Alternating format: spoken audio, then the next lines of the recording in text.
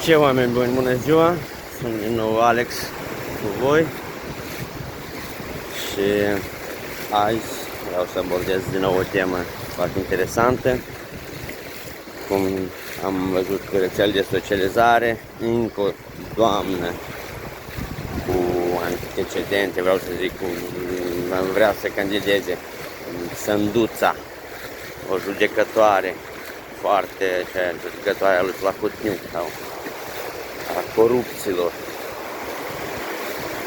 Deci toți mâșarii, toți cei care în spate au un trecut nu prea luminos și nu prea, adică întunecat, și care au făcut bani negri, bani din pungă, bani luați sub masă, acum vor să candideze, vor să-și spele cumva imaginea, cum o face Furtună cu blocul Pobeda și cu Victoria și cu tot ai lor. Mulțumim cecului că nu le-a dat câștig de cauză, dar ei vor căuta pârghii, pentru că Ilan Șor, trădătorul și criminalul de la Moscova, are bani să-i susțină și va căuta în fel și chip să facă ca careva partide, careva noi candidați să intre în Parlament. Vedeți, USAT-ii și a început campania electorală cu tot felul de concerte, cu tot felul de artiști ruși care susțin regimul lui Puilov. Și deci, oameni buni, nu credeți, vă rog, stați atenți și ați văzut câte amenzi au primit cei care și-au vândut voturile și acum zic, dar noi n-am știut, dar noi nu auziți, n-ați știut, acum cereți ușor să vă plătească amenziile, să vă ajute, v-a dat un avocat și avocatul zice, da, o să-i ajut cu ce pot, dar amenziile n-am cu ce plăti. Atunci o să stați și nu o să puteți ieși din țară cu toate amenziile de 30, 40, 50 de mii. Băi, eu nu știu, lumea asta are minte sau n-are minte deloc. Pentru 200-300 de lei, acum au de plătit mii de lei. Asta e karma se numește. Dacă n-ai minte, cum se spune, vai de picioare. Și nu trebuie să ne facem griji pentru ei, că și-au ales soartă, și-au ales singur drumul.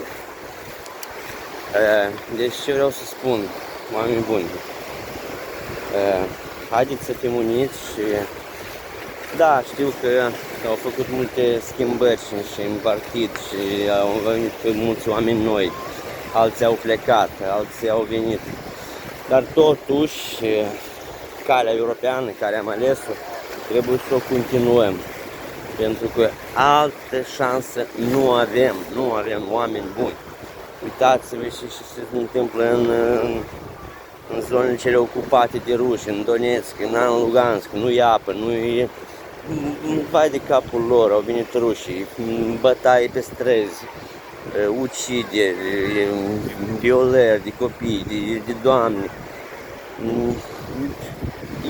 E strașnic ce se întâmplă. Și chiar ne dorim o astfel de situație și la noi, în țară, în Moldova.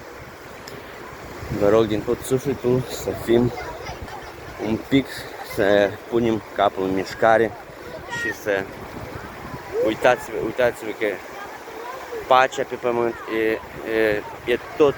e totul. Război nu avem nevoie, dar dacă vin la putere partidele de dreapta, de stânga sau cum le mai spun, atunci să știți că, cum și-a spus și aia de la Moldova, mai Furtună, ea va întoarce bugeacul sau... Dar cum să întorci bugeacul? O să văd țara în război. nu credeți și nu-i dați crezare la astfel de persoane care ne duc în eroare și vă pun macaroane pe urechi. Și pentru un bănuț vă pierdeți tot, vă pierdeți conștiință, vă pierdeți tot ce aveți mai scump, adică să pierdem țara. Vă mulțumim și o zi bună în continuare la toți!